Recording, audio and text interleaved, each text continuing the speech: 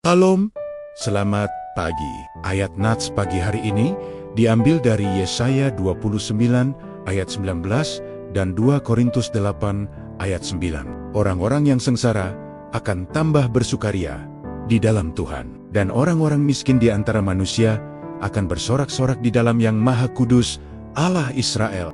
Kamu telah mengenal kasih karunia Tuhan kita Yesus Kristus, bahwa Ia yang oleh karena kamu menjadi miskin, sekalipun Ia kaya, supaya kamu menjadi kaya oleh karena kemiskinannya.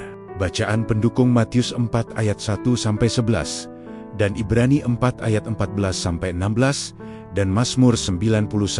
Judul, Sukacita di dalam Tuhan. Apakah mungkin orang yang sedang menderita tetap bersukacita? Pertanyaan ini terasa sangat nyata. Ketika tubuh sakit, usaha menurun, doa terasa belum terjawab, atau tekanan hidup datang bertubi-tubi.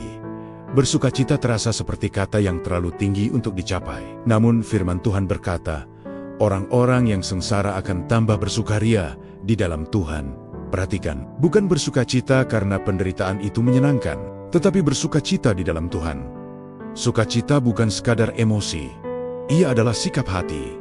Ia adalah pilihan iman. Dalam Yesaya 29, istilah orang-orang yang sengsara Anawim bukan hanya menunjuk pada kemiskinan secara materi. Ini adalah orang-orang yang rendah hati, tertindas, dan sadar bahwa mereka tidak memiliki kekuatan selain Tuhan. Mereka adalah orang-orang yang bergantung penuh kepadanya. Justru dari posisi ketidakberdayaan itulah sukacita sejati lahir. Mengapa? Karena mereka tidak lagi bersandar pada kekuatan diri, melainkan pada Allah. Paulus menjelaskan dasar sukacita itu dalam 2 Korintus 8 ayat 9. Yesus Kristus yang kaya dalam kemuliaan rela menjadi miskin demi kita. Ia turun ke dunia, merasakan lapar, haus, penolakan, bahkan penderitaan salib. Artinya, ketika kita menderita, kita tidak sendirian. Yesus sudah lebih dulu berjalan di jalan itu, dan Dia menang. Dalam Matius 4, Yesus dicobai di padang gurun, lapar, lemah secara fisik, tetapi tetap teguh secara rohani. Setiap godaan dijawab Nia dengan firman.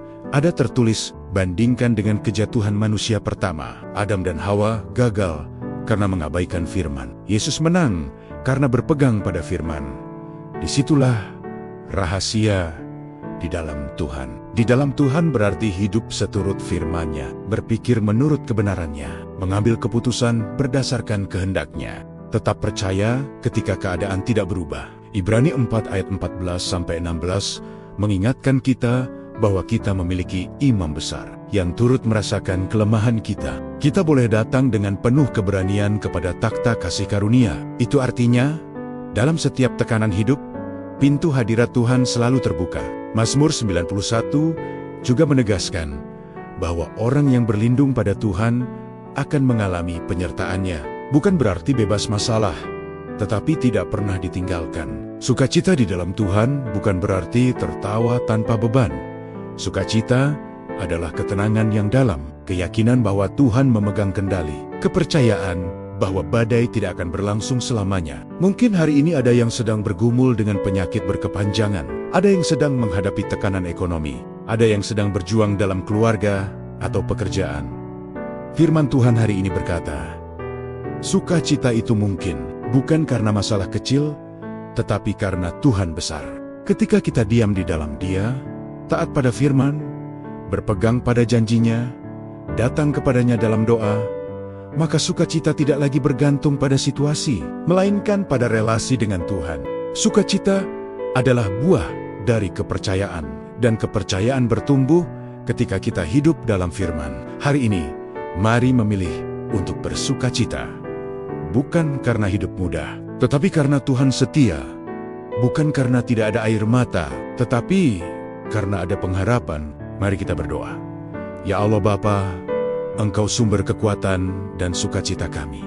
Ajarilah kami untuk tetap tinggal di dalam-Mu melalui ketaatan pada firman-Mu di tengah penderitaan. Mampukan kami bersandar kepadamu dan mengalami damai serta sukacita sejati. Dalam nama Yesus, kami berdoa. Amin.